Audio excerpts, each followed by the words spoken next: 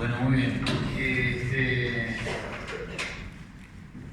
El señor Pintado, bueno, después se lo cuento. Cuando llegue a la parte del libro se lo cuento.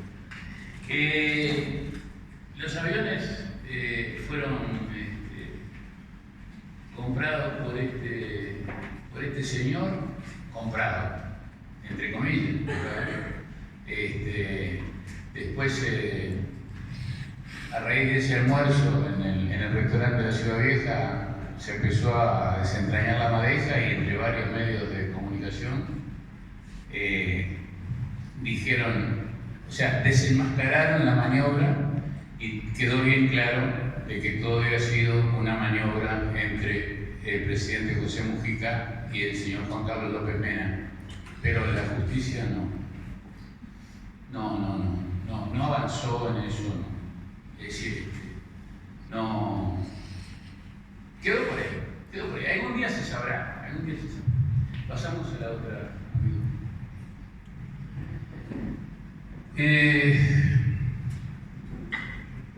Pluna riesgo de volar alto. Penguin Random House para el sello Sudamericana. Y acá me voy a sacarme un poco de luz. Es el mismo sello de García Márquez, de Isabel Allende. O sea, no lo edité yo. Los engrupí bastante, se les vendí bastante bien la idea y me la compraron. Entonces editaron el libro. En ese libro yo dije que, o sea, demostré que era mentira todo lo que se había dicho en ese momento, hasta ese momento. Y cuando hablábamos de la broma del micrófono y que no era la primera vez, me acuerdo que el lanzamiento del libro lo hicimos en el Radisson un lunes 19 de mayo y teníamos establecidas 3 entrevistas con 3 de los principales medios, gráfico, radial y televisivo, para promover el libro. Y extrañamente las 3 entrevistas se cayeron por distintos motivos. Cuando estaba haciendo el libro, fui a ver a todos los, mejor dicho, traté de entrevistarme con todos los integrantes del Poder Ejecutivo que tenían directa relación con el tema de Pluna, y ninguno aceptó la entrevista. Hubo uno solo que durante ese periodo, que yo no lo conocía, me dijo: no puedo hacer la entrevista con usted, pero lo invito a tomar un café mañana en mi oficina a las 9. ¿Puede venir? Sí, fui. Me dijo: yo aprecio mucho el trabajo que usted está haciendo, pero bajaron línea y yo no puedo hablar con usted, pero se lo quería decir en la cara, yo no me escondo, pero no puedo. Ese fue el primero.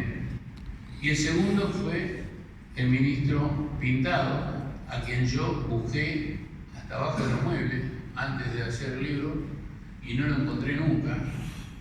Siempre había una excusa, no podía, no estaba en el país, no sé cuánto, para que me diera su testimonio. Reitero, el único con el que yo pude hablar fue con el ministro Rossi, o sea, el ministro de Transporte anterior y posterior.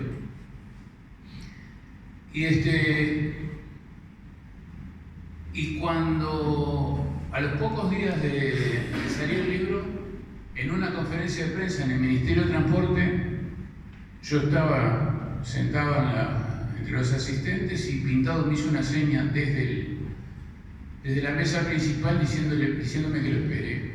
Y cuando terminó la conferencia me dijo: te felicito por los que tenés, no vamos a decir malas palabras, por haber escrito todo lo que escribiste, porque es verdad. Ahora, si vos decís que yo dije esto, yo voy a decir que es mentira. O sea, de la misma forma que él me lo dijo, yo lo cuento, ustedes lo podrán creer o no lo podrán creer, pero así sucedió.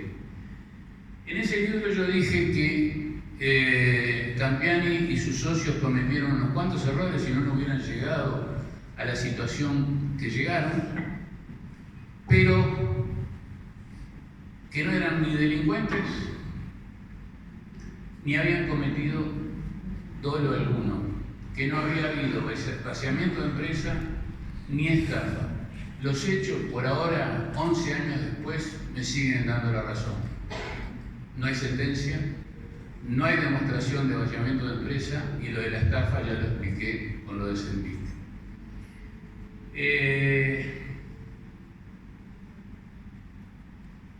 Ese libro me dio mucho trabajo, pero también muchas satisfacciones.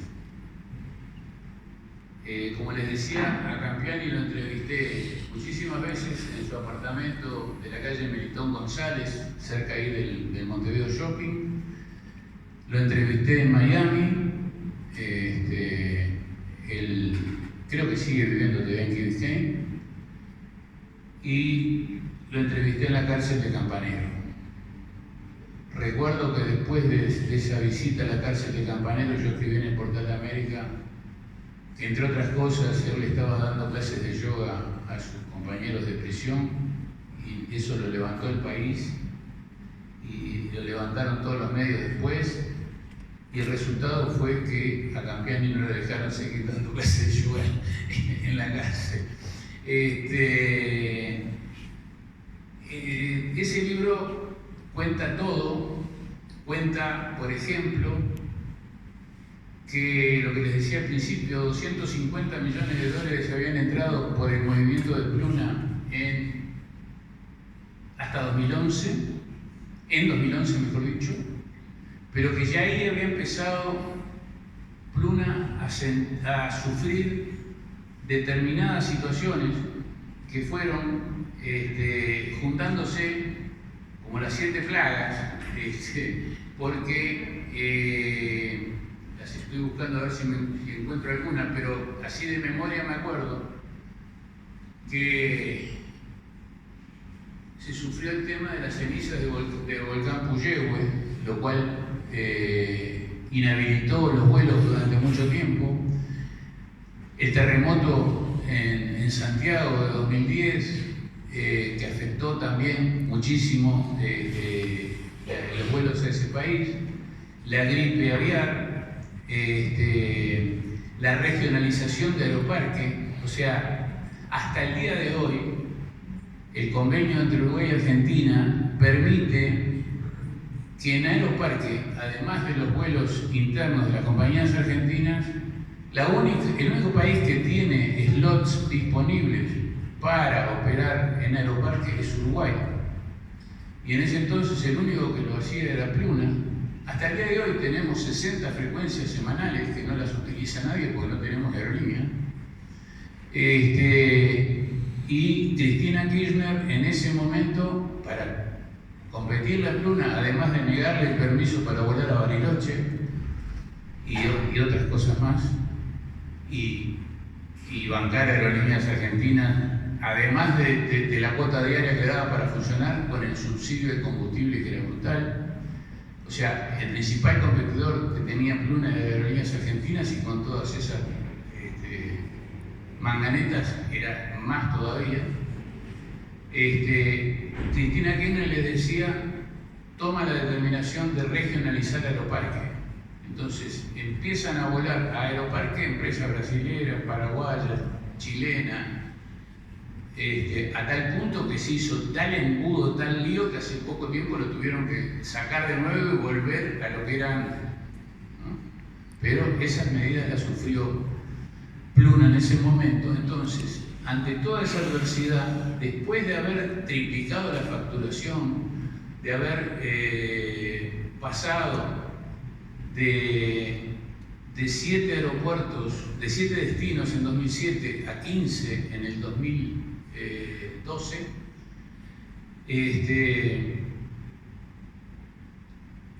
pasó lo que les estaba diciendo, y con la regionalización se empezó a caer el negocio. Entonces, en ese momento, y esto también está en el libro, Campiani empezó a buscar la solución porque no llegaba al mes de septiembre con fluidez económica, y gestiona en el ING de Londres un préstamo por 30 millones de dólares, porque en septiembre tenía todo armado para hacer la fusión de Pluna con quienes fueron base para el inicio de lo que es hoy Azul Líneas Aéreas. Para que ello ocurriera, para que Campiani y sus socios se pudieran hacer de los 30 millones de dólares del fideicomiso solicitado al ING en Londres,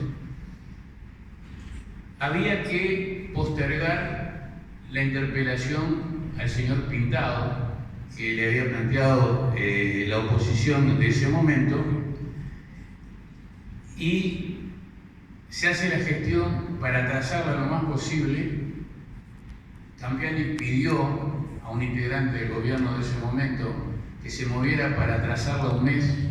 Se atrasó 21 días esa interpelación a Pintado, y como resultado de esa interpelación fue que, como les decía hace un rato, el senador Moreira y los demás senadores del Partido Nacional, al ver que las respuestas del entonces ministro de Transporte no eran sólidas, deciden la denuncia penal contra Pluna Sociedad Anónima. Ahí fue el final de la cosa. Eso ocasionó que el ING no le diera le cancelara el préstamo de 30 millones, y ahí es donde Fernando Lorenzo lo llama a Campiani en su despacho y poco menos que le arrebata las acciones por el 75%. No obstante eso, Campiani se siguió moviendo, y el 5 de julio, cuando se decreta el cierre de Pluna, estaba en Curitiba gestionando con posibles inversores brasileños la compra o la recompra de Pluna. Matías Campiani y Lidgate, conjuntamente con Antonio Rama, el comandante Antonio Rama, fueron los únicos dos inversores en toda la historia, los únicos dos que trajeron inversiones en toda la historia para Pluna. Antonio Rama para la aviación uruguaya. Antonio Rama, 22 millones para instalar IUER, la compañía IUER, a la cual en ese momento le hicieron la guerra despiadada desde una parte del gobierno y también desde una parte de los sindicatos, y la hicieron fracasar. La plata para IUER la puso el grupo británico Ashmore, que era el que tenía la mayor parte de la deuda de Uruguay. Y Matías Campiani trajo 30 millones de dólares para Pluna, para el inicio, cuando empezaron en 2007. Esa es, a grandes rasgos, la historia que está contada en el libro. Hay mucho más, son 300 y tantas páginas, pero reitero